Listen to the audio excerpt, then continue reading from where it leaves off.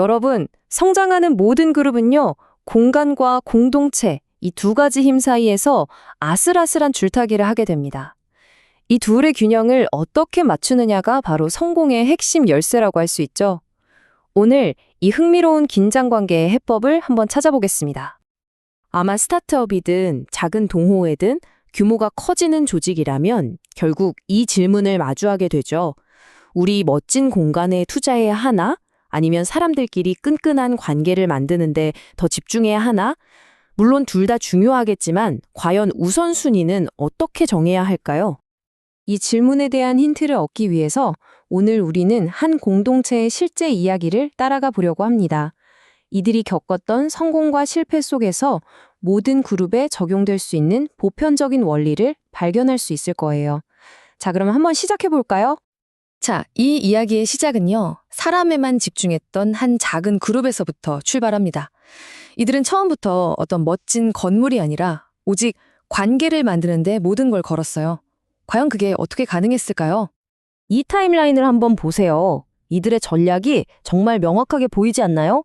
시작은 가장 사적이고 편안한 공간인 가정집 거실이었어요. 그러다가 온라인으로 문턱을 확 낮추고 심지어는 놀이터로 직접 찾아가면서 관계를 넓혀갔죠. 공간은 성장에 따라 그냥 자연스럽게 따라왔을 뿐 시작은 언제나 사람이 먼저였습니다. 그러니까 이들의 초기 전략은 아주 심플하고 명확했던 거예요. 물리적인 장소가 아니라 사람, 그 자체에 집중하는 것. 집에서는 따뜻함을, 온라인에서는 누구나 쉽게 들어올 수 있는 편리함을, 그리고 놀이터에서는 직접 찾아가는 적극적인 만남을 제공한 거죠. 핵심은 언제나 공간이 아니라 관계였습니다. 바로 이 경험을 통해서 이들이 얻은 아주 핵심적인 깨달음이 바로 이겁니다. 공동체의 진짜 본질은 근사한 건물이 아니라 바로 사람들이 모이는 것 자체라는 사실. 그리고 진정성 있는 관계야말로 사람들의 마음을 움직이는 가장 큰 매력이라는 걸 몸소 체험한 거죠. 자, 이렇게 공동체는 계속해서 쑥쑥 성장했습니다. 그런데 말이죠. 바로 그 성공이 정말 예상치 못한 문제를 만들어내기 시작합니다. 이야기는 이제 아주 중요한 전환점을 맞이하게 돼요. 겉으로 보기엔 정말 모든 게 완벽했습니다. 끈끈했던 공동체가 이제는 번듯한 전용 공간까지 갖게 됐으니까요. 아마 모두가 꿈꾸는 그런 성공적인 모습이었을 거예요. 하지만 바로 그 순간 문제가 터지기 시작한 겁니다. 아니, 모든 게 다 좋아 보이는데 도대체 무슨 문제가 생길 수 있었을까요? 여러분도 한번 추측해 보세요. 문제는 바로 이거였습니다. 너무나 끈끈했던 내부 관계가 오히려 새로운 사람들이 들어오는 걸 막는 보이지 않는 벽이 되어버린 거예요. 그들만의 세상이 만들어지면서 한때 가장 큰 장점이었던 그 따뜻함이 새로운 사람들한테는 도저히 뚫고 들어갈 수 없는 견고한 성벽처럼 느껴지게 된 거죠.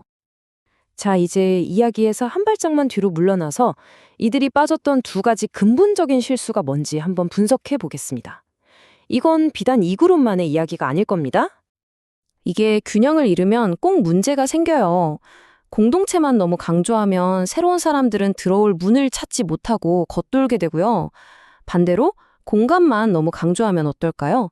사람들은 깊은 관계를 맺기보다는 그냥 그 공간을 소비만 하러 오게 됩니다. 둘 다 결국 공동체의 본질을 잃게 만드는 거죠. 바로 이 뼈아픈 경험을 통해서 그룹은 공간의 역할을 완전히 다시 생각하게 됩니다. 아, 공간은 우리끼리만 모이는 아지트가 아니구나. 이건 세상을 향해 열린 초대장이구나. 라는 사실을 깨달은 겁니다. 새로운 관계를 시작하는 첫 번째 다리로서의 역할 말이죠. 자, 그렇다면 해결책은 뭘까요? 둘 중 하나를 고르는 게 아닙니다. 그게 핵심이에요. 공간과 공동체, 이 둘 사이의 창조적인 긴장감을 아주 능숙하게 조율하는 데 답이 있습니다. 그 이상적인 균형을 선교적 공동체라는 개념으로 설명할 수 있는데요. 이게 뭐냐면 단순히 우리 내부 구성원들만을 위해 존재하는 그룹이 아니에요. 끊임없이 외부를 향해서 문을 열고 새로운 사람들을 환영하는 것을 존재의 목적으로 삼는 그런 공동체를 의미합니다. 이게 바로 이 이야기의 최종 결론이자 우리가 꼭 기억해야 할 부분입니다. 아무리 멋진 공간을 갖추기 이전에 공동체 내부의 생각과 문화가 먼저 바깥을 향해 열려 있어야 한다는 것. 이런 마음가짐의 전환, 즉 선교적 전환이 없다면 아무리 좋은 공간도 결국엔 생명력 없는 빈 껍데기가 되고 맙니다. 그리고 이게 바로 이상적인 성장 모델을 보여주는 그림입니다. 잘 보세요. 환영하는 공간이 사람들을 만나게 하고 그 만남이 진정한 관계로 발전하죠.